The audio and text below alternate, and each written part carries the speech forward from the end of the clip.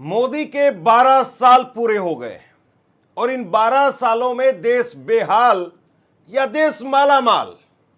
मोदी के 12 सालों में वो नरेंद्र मोदी साहब नेहरू से आगे निकल गए हैं या नेहरू के सामने अभी भी बौने हैं? नेहरू से बहुत बेहतर हैं या नेहरू के सामने, नेहरू के मुकाबले में वो बात नहीं है? ये सवाल मैं आपके लिए छोड़ रहा हूं। और वीडियो शुरू करें उससे पहले मैं चाहता हूं कि आप कमेंट कर दें, नेहरू को आप 10 में से कितने नंबर देंगे और मोदी जी को आप 10 में से कितने नंबर देंगे? फटाफट नीचे कमेंट सेक्शन में एक बार लिख करके बताइए, नेहरू को 10 में से कितने नंबर और मोदी साहब को 10 में से कितने नंबर? कल से मैं देख रहा हूं भाजपा के खेमे में कोई मंदिर में जा रहा है, कोई कुछ कर रहा है, कोई कुछ कर रहा है कि मोदी जी के 12 साल पूरे हो गए हैं, मोदी जी ने 12 साल 15 दिन पूरे कर लिए हैं और मोदी जी नेहरू से आगे निकल गए हैं। अरे साहब, नेहरू जी इस देश में 16 साल प्रधानमंत्री थे, लेकिन ये कह रहे हैं कि नहीं साहब, हम तो 52 से गिनेंगे। 52 में पहली बार चुनाव हुए थे, तो इलेक्टेड प्रधानमंत्री के तौर पर मोदी जी ने नेहरू को पीछे छोड़ दिया है, क्योंकि 52 से और जब उनका निधन हुआ यानी 64 में, तब तक वो 12 साल 14 दिन प्रधानमंत्री थे और मोदी जी 12 साल 15 दिन के प्रधानमंत्री हो गए हैं। हालांकि बैसाखियों वाले प्रधानमंत्री हैं और बैसाखियों वाले प्रधानमंत्री 10 चड्डा उधर से लेकर के आ जाते हैं, 10 सयानी घोष उधर से लेकर के आ रहे हैं। उनके बलबूते पर सरकार चल रही है साहब। नेहरू जी के राज में 4 चुनाव जीते थे कांग्रेस ने, कोई था नहीं उस वक्त में। अमेरिका ये नहीं कह रहा था कि हमने सीज फायर करवा दिया है, अमेरिका और रसिया ये कह रहा था कि साहब हमारे पाले में आ जाओ, हमारे पाले में आ जाओ।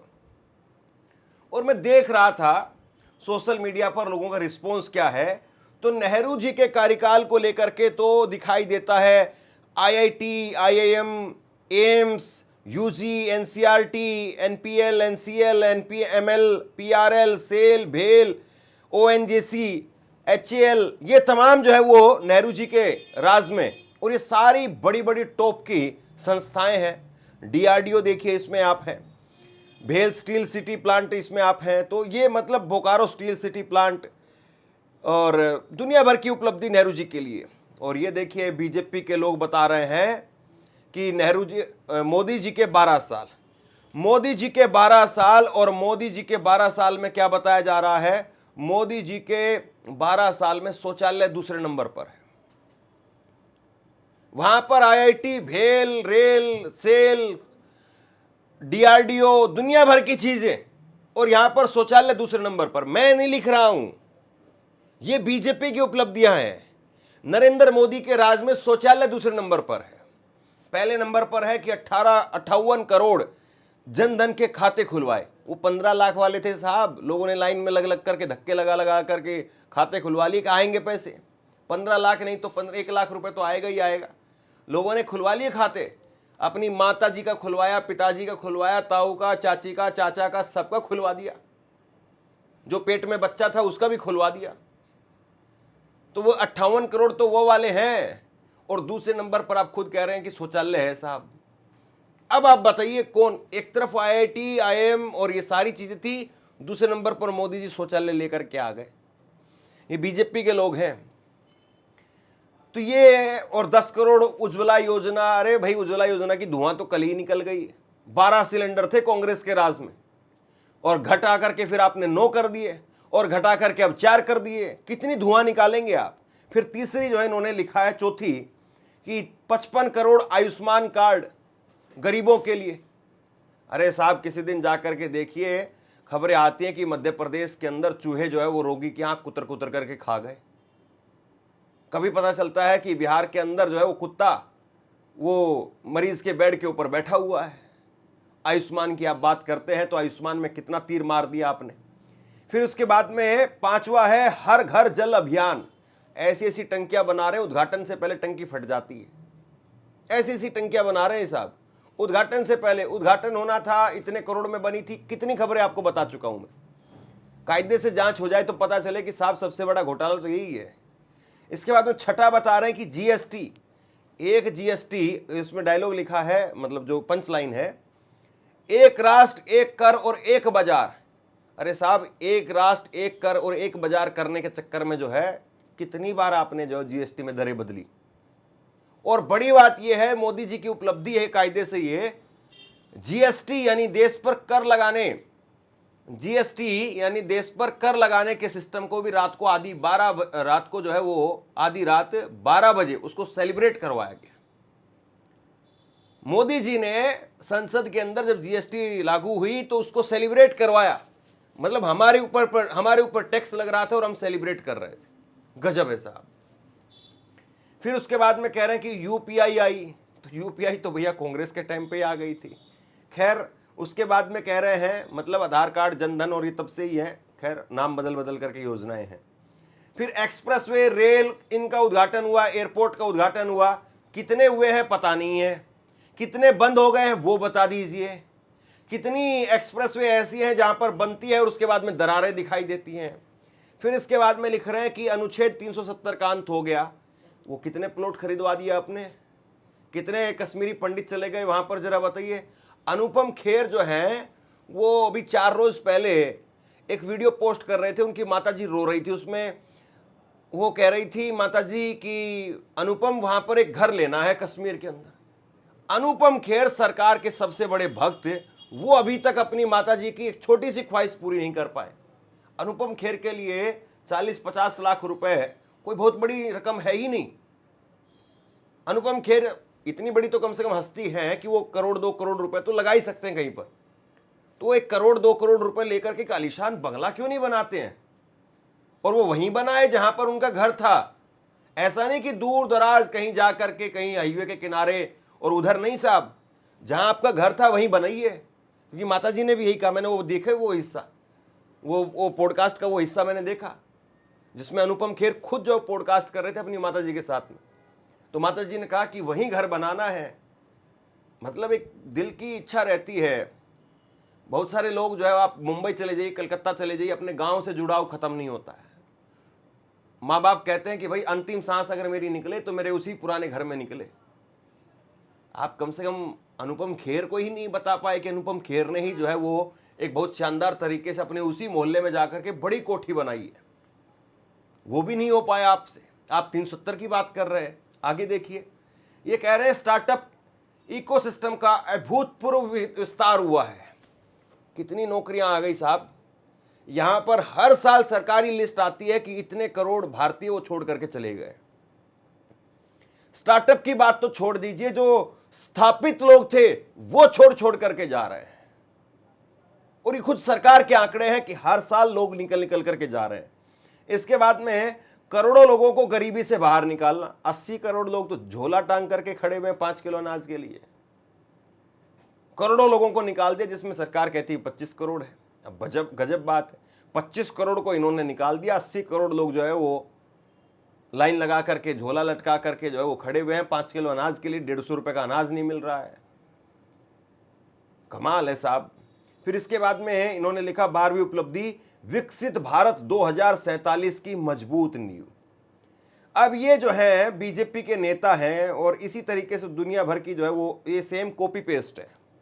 मैंने बहुत सारे देखे, सेम यही कॉपी पेस्ट, बस अपनी फोटो बदल दो, मोदी जी को इस तरफ की बजाय उस तरफ कर दो, थोड़ा इधर से फोटो इधर कर दो, तकरीबन सेम यही है सब जगह। कोई डिजाइन कुछ और करके बनवा रहा है, जैसे ये देख लीजिए, ऐसे ऐसे करके डिजाइन बनवाया, 58 करोड़, 16 करोड़, 12 करोड़। गजब है साहब। ये बताइए आप, मोदी जी की अब अमर उजाला में जो छपी चली उसी पर कंपैरिजन कर लेते हैं। अमर उजाला में जो है वो मोदी जी के 12 साल और कितना खास कार्यकाल। इसमें डिजिटल इंडिया, जनधन योजना, जल जीवन mission, PM Awas Yojana, PM Ujjwala योजना, आयुष्मान भारत योजना, मेक इन इंडिया, आत्मनिर्भर भारत, पीएम किसान, स्वच्छ Bharat mission, one nation one tax और भारत माला योजना। तकरीबन वही है जो भाजपा लिख रही है, वही ये लिख रहे हैं, बस शब्दों का हेर फेर है। और उधर जो है वो नेहरू जी का देख लीजिए एक बार, फिर देखिए नेहरू जी का, IIT, IIM, Bhakra Nangal dam, दुनिया भर की जो मतलब एक नींव स्थापित नहीं केवल हुई, बल्कि एक ऐसी सोच के साथ में काम किया गया। यहाँ पर देश जो है वो एक बड़ी डिबेट में उलझ गया है, गाय, गोमूत्र और गंगा जल और ये सारी चीज़, इस पर डिबेट में। फल सब्जी वाले अपने अपने जो है वो ठेलों पर नाम लिखो। ये मोदी जी के राज में हुआ है कि कौन सा अब्दुल है, किसका सेब है, किसका संतरा है, नाम लिख करके बेचो। गजब है साहब, मतलब। और फिर इसको सेलिब्रेशन के तौर पर भी दिखा रहे हैं। चलिए, अब हम बात कर रहे थे, जो शुरुआत में बात छूट गई नेहरू जी को लेकर के कि अब नेहरू जी सबसे लंबे सबसे लंबे। पहली बात तो ये है कि क्या मोदी जी फिर बनने वाले नहीं है क्या? भाई कायदे से अगर मोदी जी फिर से बनेंगे, ये तो कह रहे हैं 2047 तक, जब तक मोदी जी जिएंगे तब तक होगा। तो जब तक मोदी जी जिएंगे तब तक वो प्रधानमंत्री बनेंगे, तो फिर अभी काहे जो है वो शुरुआत में ही रसगुल्ला बंटवा रहे हो? रुके रहिए आराम से। अब देखिए, बड़ी बात क्या है, ये दिखाया जा रहा है कि मोदी जी वो 26 मई 2014 को बने और 10 जून 2026 तक रहे, 4399 दिनों तक रहे। ऐसी जवाहरलाल नेहरू को 13 मई 1952 से 27 मई 1964 तक दिखाया जा रहा है, 4398 दिनों के लिए। ऐसे इंदिरा गांधी को 24 जनवरी 1966 से लेकर के और 24 मार्च 1977 तक, यानी 4078 दिन इनको दिखाया जा रहा है। मैं आपसे एक सवाल पूछना चाहता हूं, जब मोदी जी आए थे देश के अंदर तो उनको कौन सा देश मिला था? रुपया कहां था, डॉलर कहां था, पेट्रोल डीजल कहां था, देश में कितने लोग साक्षर थे, देश में कितने स्कूल, कॉलेज, फैक्ट्री या एयरपोर्ट बन चुके थे, जरा बताइए। और जब नेहरू जी आए थे तब उस वक्त में क्या था? कितने लोग साक्षर थे, कितनी आईआईटीज थी? बनी नहीं थी। पत्थर नहीं रखा था किसी ने, उन्होंने पत्थर रखा। तो आप नेहरू जी से कल्पना कर रहे हैं। और बड़ी बात यह है, सबसे बड़ी चीज तो शुरुआत ही होती है, सबसे मुश्किल चीज तो शुरुआत होती है। और ये पहले के जो 5 साल हैं नेहरू जी के, यानी 47 से लेकर के और 52 तक, उन 5 सालों को गिनने के लिए तैयार नहीं है। देखिए, मोदी जी जो है वो 26 जून, इसको देखिए आप, जवाहरलाल नेहरू जो है वो 15 अगस्त 1947 तब बनते हैं और तब से लेकर के 27 मई 1964 तक रहते हैं। 16 साल 9 महीने 12 दिन। और नरेंद्र मोदी 26 मई 2014 से लेकर के और 10 जून 2026 तक, 12 साल 15 दिन। कायदे से अगर नरेंद्र मोदी 2029 का चुनाव जीतते हैं, तब जाकर के वो अप्रैल मई में 2031 के अंदर इनका रिकॉर्ड तोड़ पाएंगे, नेहरू जी का। अभी 4 साल है मोटे मोटे। तो भैया, अगर आपको 2047 तक का विश्वास है, अभी ढोल क्यों बजवा रहे हो? या पता है कि साहब इस बार लुटिया डूब जाएगी, या पता है इस बार मोदी जी के नेतृत्व में चुनाव नहीं हो? क्या है ऐसा कि एडवांस में ढोल बजवाए जा रहे हैं? सब चैनलों पर एक ही घुट्टी पिलवाई जा रही है। और मैं फिर पूछता हूं, आप नेहरू जी को खारिज कर रहे हैं, नेहरू जी के पहले कार्यकाल को खारिज कर रहे हैं, अब सरदार पटेल साहब को भी खारिज कर देंगे?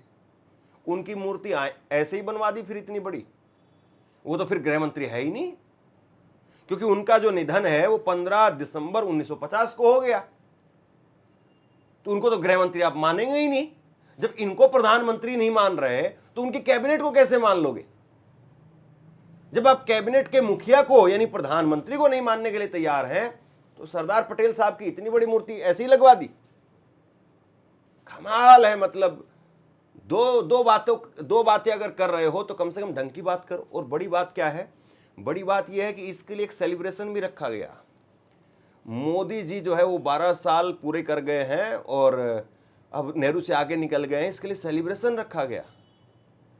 भारत मंडपम के अंदर सेलिब्रेशन रखा, वहां पर अमित शाह थे, वहां पर जो है वो अश्विनी वैष्णव थे, वहां पर नितिन नवीन थे, जेपी नड्डा थे। और वहां पर जो नफरती जो हैं, जो सोशल मीडिया पर गाली गलौज करते हैं, वो जेपी नड्डा के साथ में खड़े हुए थे।